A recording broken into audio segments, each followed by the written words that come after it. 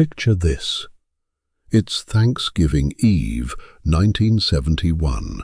Rain hammers against the windows of Seattle-Tacoma International Airport while you're nursing your third cup of terrible coffee, watching delayed flights scroll across departure boards.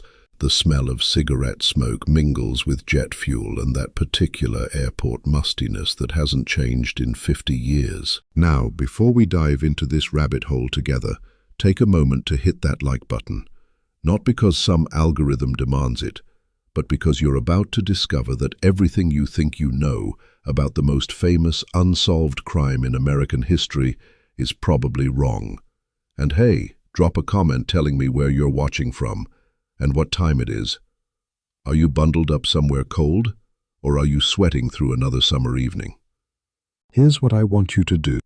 Dim the lights, maybe grab a drink, and settle in because we're about to destroy the myth of the gentleman bandit, the polite hijacker, the folk hero who supposedly pulled off the perfect crime.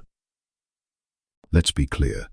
No one in 1971 woke up and said, "You know what?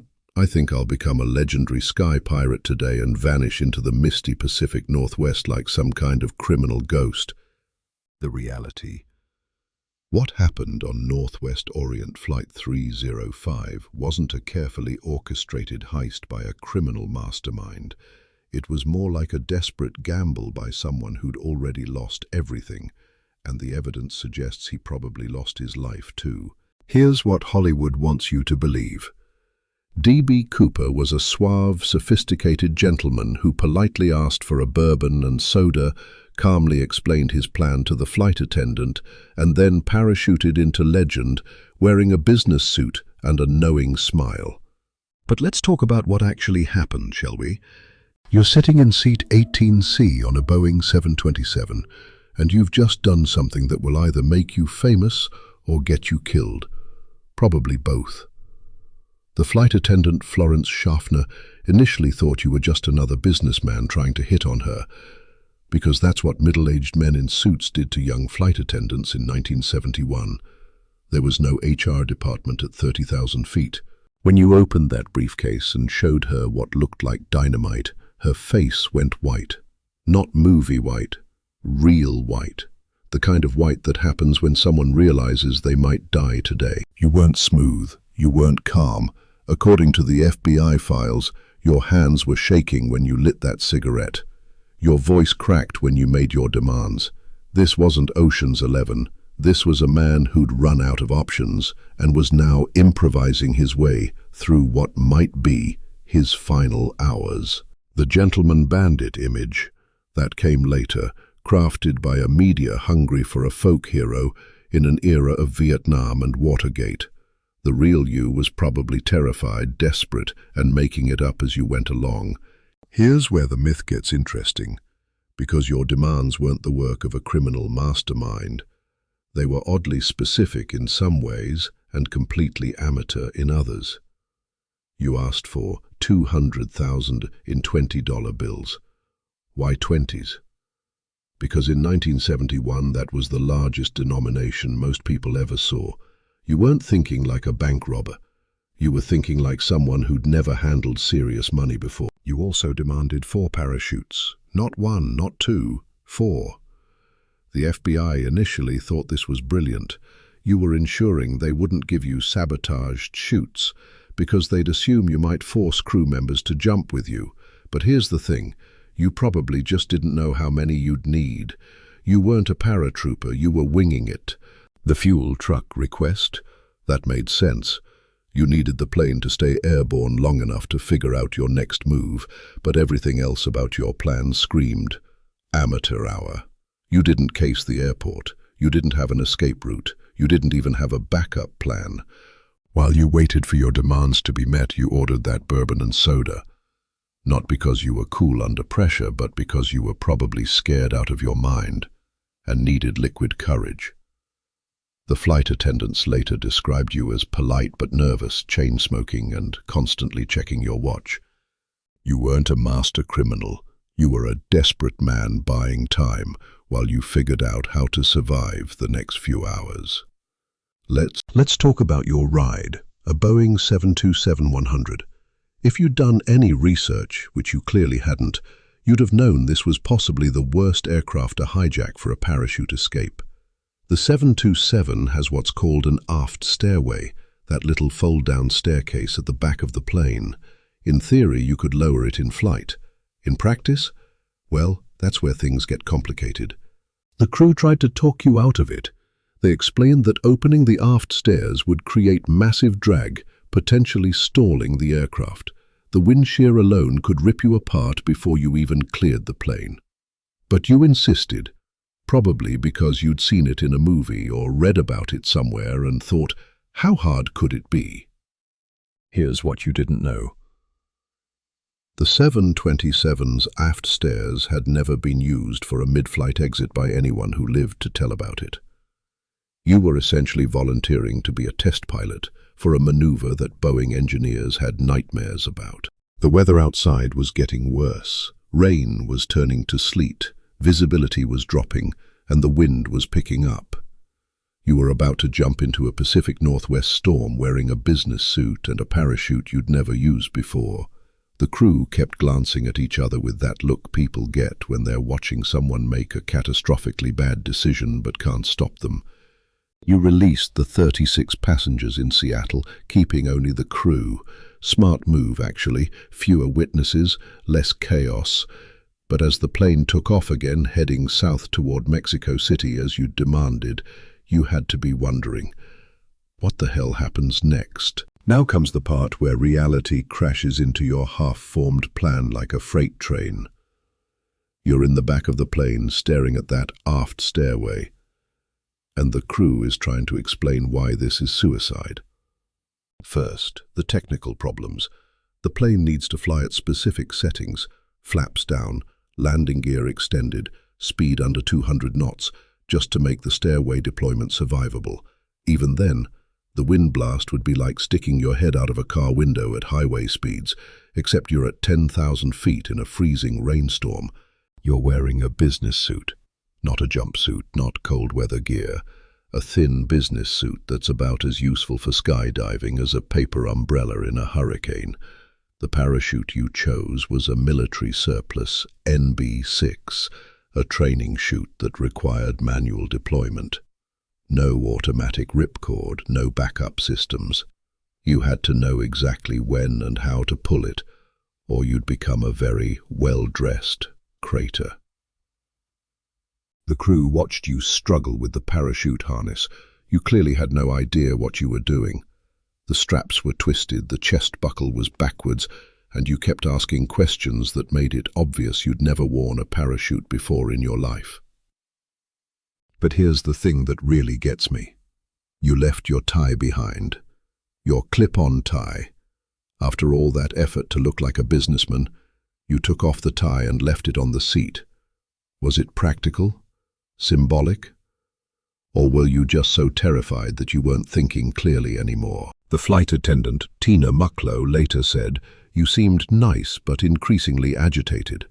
You were sweating despite the cold, chain-smoking, and your hands were shaking so badly you could barely work the parachute buckles. Let's talk about what you were jumping into, because this is where your plan goes from risky to, basically, suicide."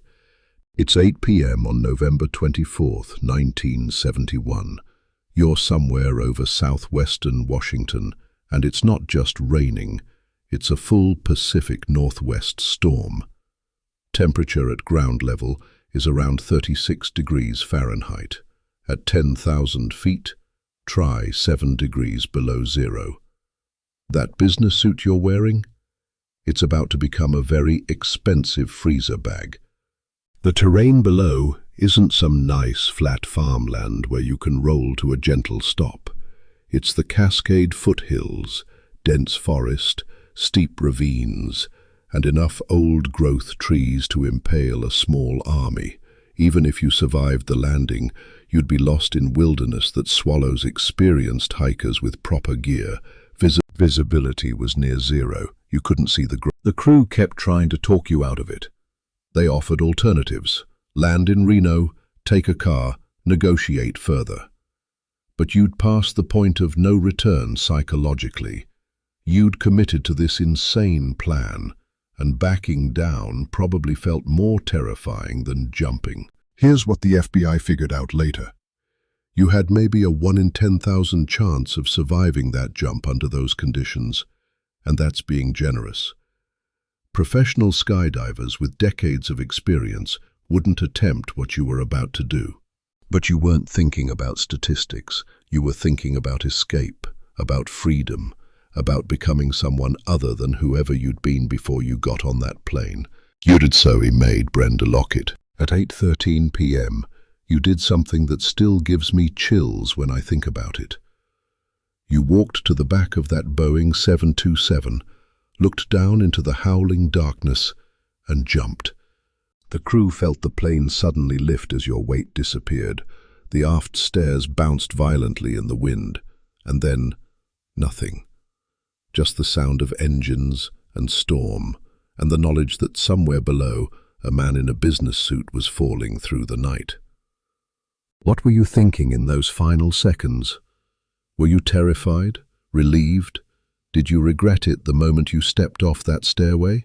We'll never know, because according to every piece of evidence we have, you died that night. The FBI spent 45 years investigating your case. They interviewed hundreds of suspects, followed thousands of leads, and analyzed every piece of physical evidence. Their conclusion? You didn't survive. The weather, the terrain, the equipment, your obvious inexperience, it all added up to a death sentence. But here's the thing that makes your story so compelling. In those final moments, you achieved a kind of immortality. Not because you survived, but because you vanished so completely that people could project whatever they wanted onto your story. You became the polite hijacker, the gentleman bandit, the folk hero who stuck it to the system and got away clean. None of that was true, but truth has never been as powerful as a good story. The real D.B. Cooper, whoever you were, probably died within minutes of leaving that plane. But the mythical D.B. Cooper, he's been alive for over 50 years, growing more legendary with each retelling. While you were falling through that storm, the FBI was already mobilizing what would become the longest-running unsolved case in their history. They called it NORJAC, Northwest Hijacking, and it would consume more resources than almost any other investigation of the era. The first clues were what you left behind, that clip-on tie, a few fingerprints on the bourbon glass, and the testimony of the crew who'd spent 3 hours with you. But here's the problem with eyewitness testimony. It's notoriously unreliable, especially under stress.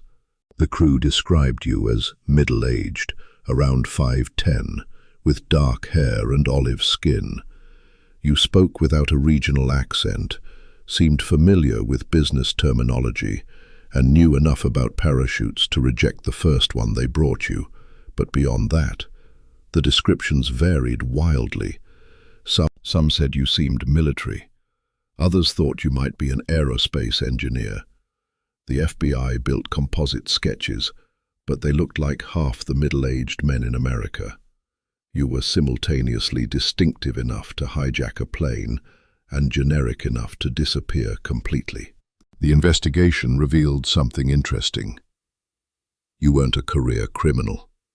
Your fingerprints weren't in any database. You had no known associates in the criminal underworld. You were either a complete amateur or someone who'd lived an entirely law-abiding life until that Thanksgiving Eve. The FBI started with the assumption that you'd survived and were living somewhere under a new identity. They followed up on thousands of tips, investigated hundreds of suspects, and spent millions of dollars chasing ghosts. But with each passing year, the evidence pointed to the same conclusion. You were dead. The search for your body, and the money, began immediately and lasted for decades. The FBI, Local law enforcement and amateur treasure hunters scoured the forests of southwestern Washington looking for any trace of you.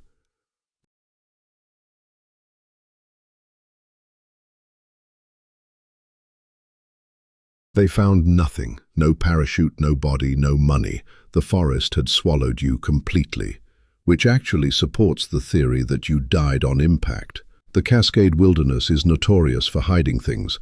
Experienced hikers disappear in there and are never found, even with modern search technology. In 1980, an 8-year-old boy found $5,800 in deteriorating $20 bills along the Columbia River. The serial numbers matched your ransom money. But here's the thing. The bills were in terrible condition, far worse than you'd expect if someone had been spending them. They looked like they'd been buried in the forest for years, slowly decomposing. The FBI tested the bills extensively. The deterioration pattern suggested they'd been exposed to the elements for a long time, not carefully preserved by someone who'd survived the jump.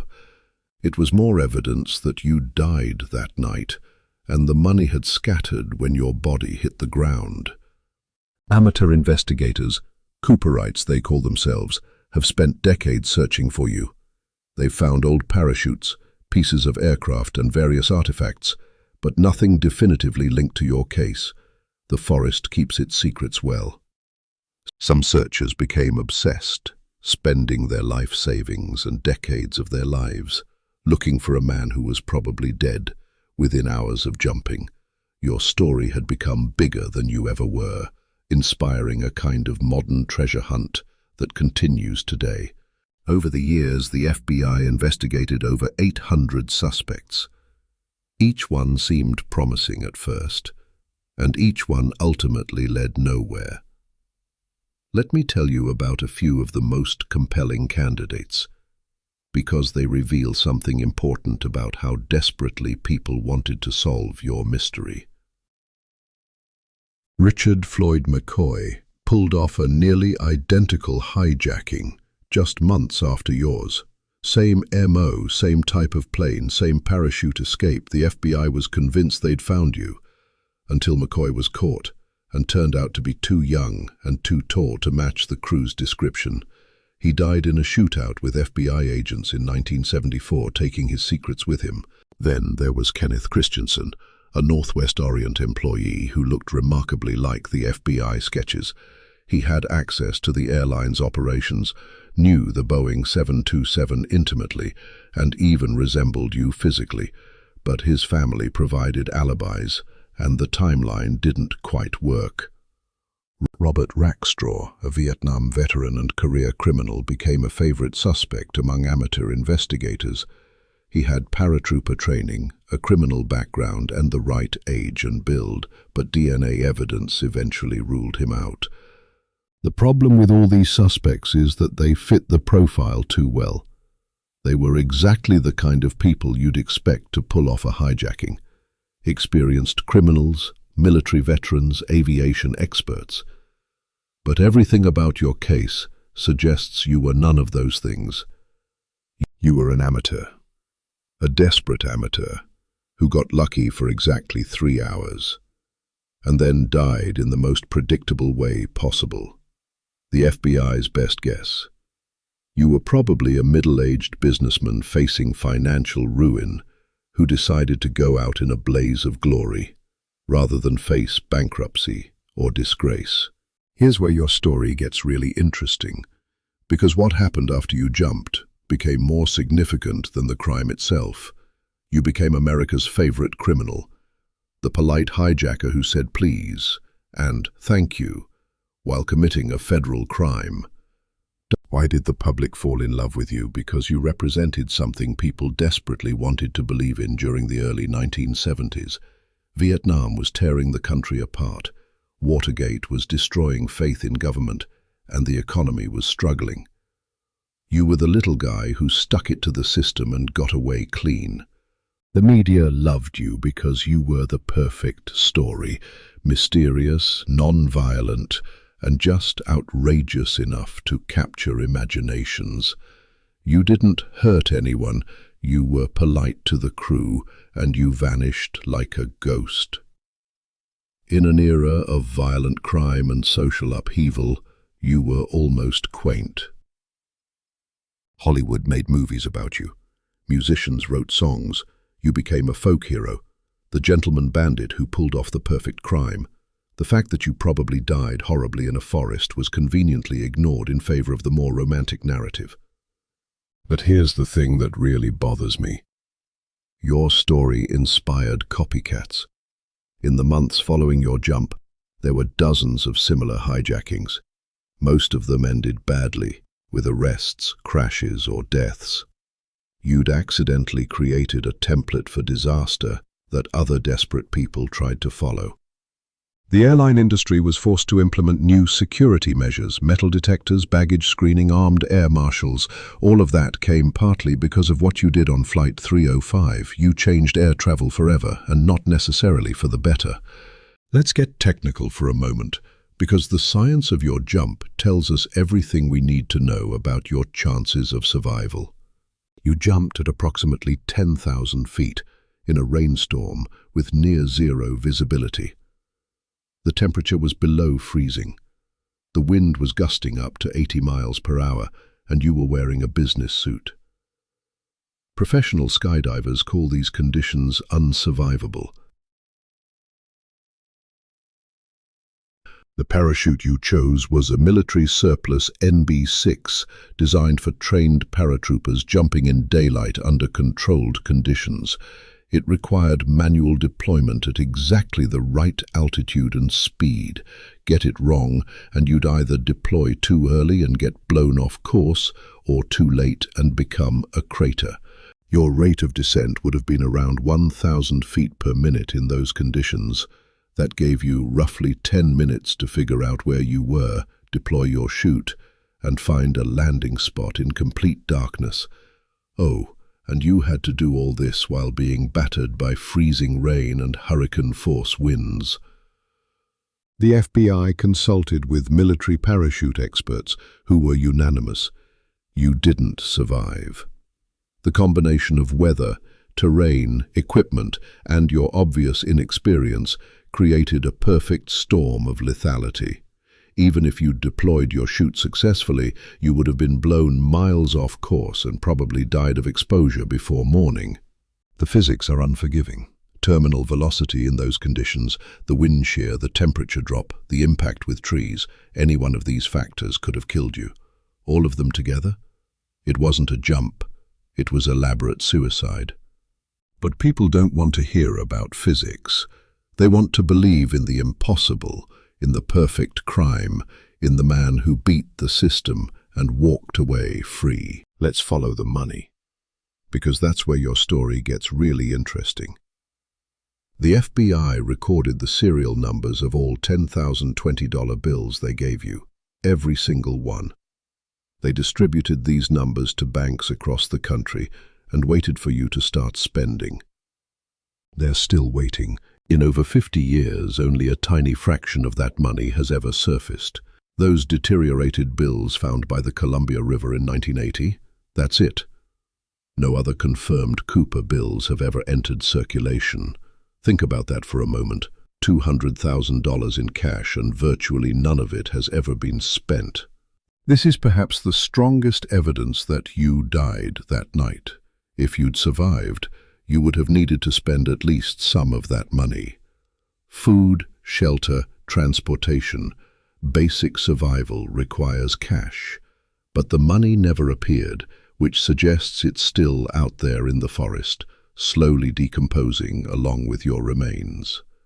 The FBI's financial investigation was exhaustive. They tracked currency patterns, monitored suspicious deposits, and followed up on every reported sighting of the marked bills. Nothing. It was as if the money had vanished as completely as you had. Some people theorized that you were smart enough to wait decades before spending the money, or that you'd found a way to launder it through overseas accounts. But the reality is simpler and sadder. The money is probably scattered across several square miles of Washington forest, buried under 50 years of fallen leaves and slowly returning to the earth. The serial numbers are still active in FBI databases. Banks still check for them occasionally, but after half a century, even the most optimistic investigators have given up hope of finding Cooper bills in circulation. The FBI's Behavioral Analysis Unit spent years trying to understand who you were and what drove you to jump out of that plane.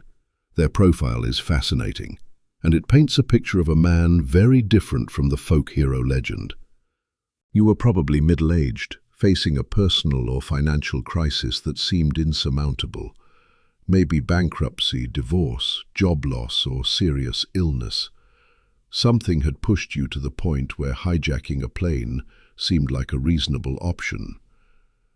That's not the thinking of a career criminal. That's the desperation of someone who'd run out of alternatives. Your behavior on the plane suggested someone who was making it up as he went along. You were polite because that's who you were normally, not because you were some gentleman bandit. You were nervous because you knew you were in over your head. You chain-smoked because you were terrified. The choice to jump rather than negotiate further suggests someone who saw this as a one-way trip from the beginning. You weren't planning to spend that money. You were planning to die. The hijacking might have been less about the cash and more about going out on your own terms. Psychologists who studied your case often describe it as suicide by adventure, choosing a dramatic, potentially heroic death over a mundane, shameful one. You'd rather be remembered as the mysterious hijacker than as whatever failure you thought you were before boarding that plane. This psychological profile explains why you've never been identified. You weren't a known criminal or a person of interest. You were probably just an ordinary man who'd reached the end of his rope and decided to write his own ending.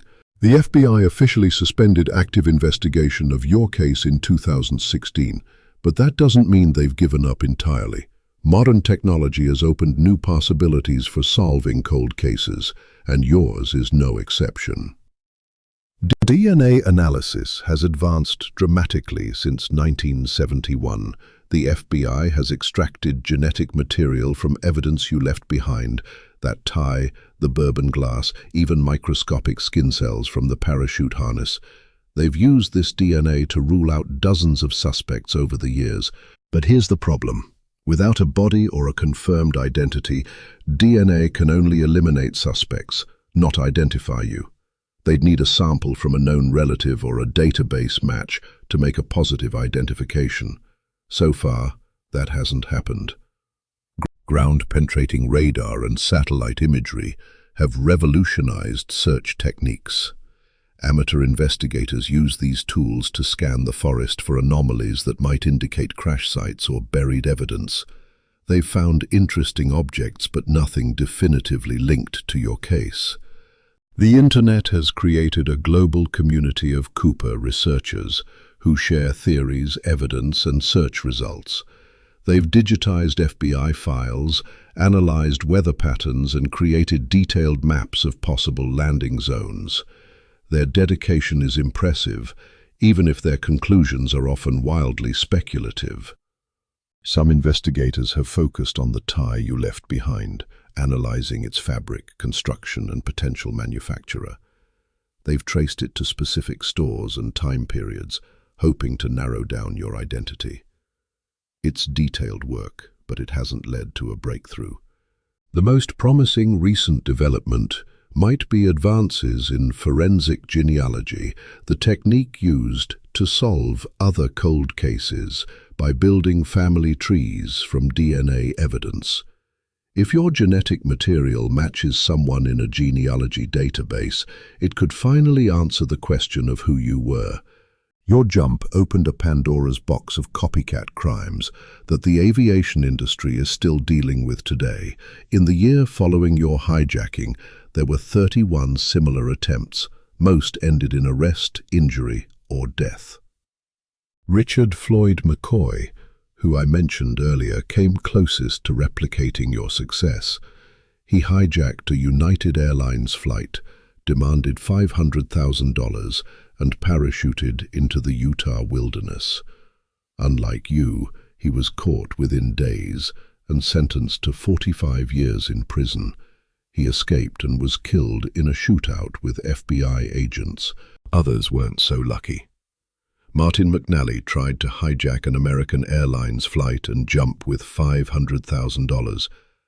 His parachute failed to open properly, and he was severely injured on landing. He survived, but was quickly captured and imprisoned. The wave of hijackings forced the airline industry to implement security measures that seem primitive by today's standards, but were revolutionary in 1972. Metal detectors, baggage screening, and armed air marshals became standard.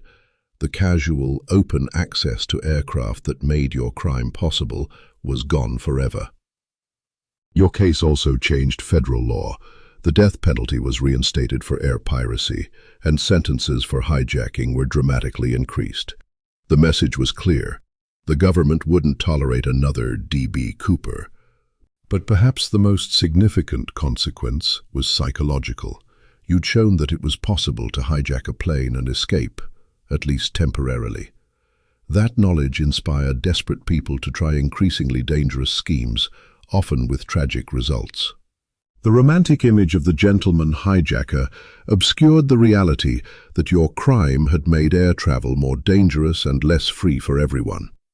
The security theater we endure today at airports can be traced, in part, to that rainy night in 1971 when you stepped off Flight 305. So why does your story still captivate people more than 50 years later? Why do amateur investigators spend their weekends searching Washington forests for traces of a man who almost certainly died the night he jumped? Part of it is the perfect storm of mystery you created. You appeared out of nowhere, committed an impossible crime, and vanished completely. There's no body, no confirmed identity, no resolution. In an age of surveillance and digital footprints, you represent the last great unsolved mystery, Boof. But there's something deeper at work here. You've become a symbol of escape, of the possibility that ordinary people can break free from their circumstances and disappear into legend. The fact that you probably died horribly is irrelevant to the myth you've become. Your story taps into a fundamental human fantasy, the ability to reinvent yourself completely, to shed your old identity and become someone new. In reality, you probably just wanted to escape whatever problems were crushing you, but in death you achieved a kind of immortality that few people ever attain. The internet has kept your legend alive in ways you never could have imagined. There are forums dedicated to analyzing every aspect of your case, YouTube channels that examine new theories, and amateur investigators who've spent decades trying to solve your mystery. Each generation discovers you anew and projects their own hopes and fears onto your story. To some, you're a folk hero who beat the system. To others, you're a cautionary tale about desperation and poor choices. To the FBI, you're an unsolved case that represents both failure and fascination. The truth is probably simpler than any of the theories. You were a desperate man who made a desperate choice and paid the ultimate price. But truth has never been as compelling as mystery, and mystery is what you've given us. Let me tell you what I think happened to you, based on 50 years of investigation, scientific analysis, and cold, hard evidence. You died within minutes of leaving that plane. The combination of weather, terrain, equipment failure, and your obvious inexperience created a perfect storm of lethality. You probably never even deployed your parachute successfully, and if you did, you were blown miles off course into dense forest where you died of exposure, injury, or both. Your body is still out there, somewhere in the Cascade foothills, slowly returning to the earth, along with the remnants of $200,000 in cash. The forest has kept your secret for over half a century, and it will probably keep it forever. The FBI reached the same conclusion, which is why they suspended active investigation in 2016. They'd followed every lead, investigated every suspect, and analyzed every piece of evidence. The answer was always the same. D.B. Cooper died on November 24, 1971. But here's the thing that makes your story so enduring. It doesn't matter what really happened. You've transcended the facts of your case to become something larger, a symbol, a legend, a perfect mystery for an imperfect world. The man who jumped out of that plane was probably just another casualty of life's disappointments, someone who'd reached the end of his rope and chose to go out dramatically rather than fade away quietly. But the legend you became represents something we all secretly desire: the possibility of escape, transformation, and reinvention. You wanted to disappear, and you succeeded beyond your wildest dreams, not because you survived, but because you became immortal in the only way that really matters, in the stories people tell about you. Your legacy extends far beyond the crime itself.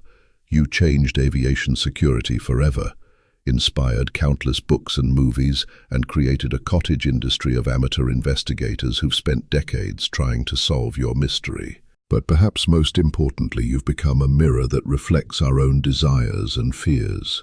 When people talk about D.B. Cooper, they're really talking about themselves, their own dreams of escape, their own frustrations with modern life, their own secret wish to disappear and start over. The FBI estimates they spent over $2 million investigating your case, more than almost any other unsolved crime in American history. Thousands of agents worked on it over the decades. Hundreds of suspects were investigated, all for a man who probably died within an hour of committing his crime. Was it worth it? From a law enforcement perspective, probably not. You were never going to strike again, and the copycat crimes would have happened regardless. But from a cultural perspective, your case became something much larger than a simple hijacking. You've inspired books, documentaries, movies, and TV shows. You've become a tourist attraction in the Pacific Northwest, where Cooper-themed businesses and festivals celebrate your legend. You've even inspired academic studies on the psychology of folk heroes and the nature of unsolved mysteries. The irony is that you probably would have been forgotten within a few years if you'd been caught. It's the mystery that made you immortal, not the crime. By dying in that forest, you achieved something that no successful criminal ever could. You became a legend. Your story reminds us that sometimes the most powerful thing you can do is disappear completely, leaving only questions behind. In an age of constant surveillance and digital permanence, you represent the last great vanishing act. So here we are, 53 years later, still talking about a man whose real name we don't even know. You've outlived presidents, survived cultural revolutions, and remained relevant through decades of technological change. Not bad for someone who probably died within an hour of becoming famous. The truth is, we'll probably never know who you really were. Your identity died with you in that Washington forest, and the forest isn't giving up its secrets. The FBI has moved on to other cases, the evidence has degraded, and the witnesses are aging or dead. But maybe that's exactly what you wanted. Maybe you knew, even as you stepped off that plane, that you were trading your life for immortality. Maybe the jump wasn't about the money at all. Maybe it was about becoming someone else entirely, someone who would be remembered long after the man you'd been was forgotten. If that was your plan, it worked perfectly. The desperate businessman who boarded Flight 305 has been erased by history, replaced by the mysterious figure who jumped into legend. You achieved the ultimate reinvention. You became a story. And what a story it is. The polite hijacker who said please and thank you, the gentleman bandit who never hurt anyone, the folk hero who beat the system and walked away free. None of it was true, but all of it was necessary to create the legend you became. So, here's to you, D.B. Cooper, whoever you were, wherever you are. You wanted to disappear, and you did. You wanted to escape, and in the only way that really matters, you succeeded. You're not alive, but you're not dead either. You're something else entirely, eternal. The rain is still falling in the Pacific Northwest. The forest is still keeping its secrets. And somewhere out there, people are still searching for a man who was never really lost, because he was never really found. Thanks for watching, and remember, sometimes the best way to be remembered is to never be found at all.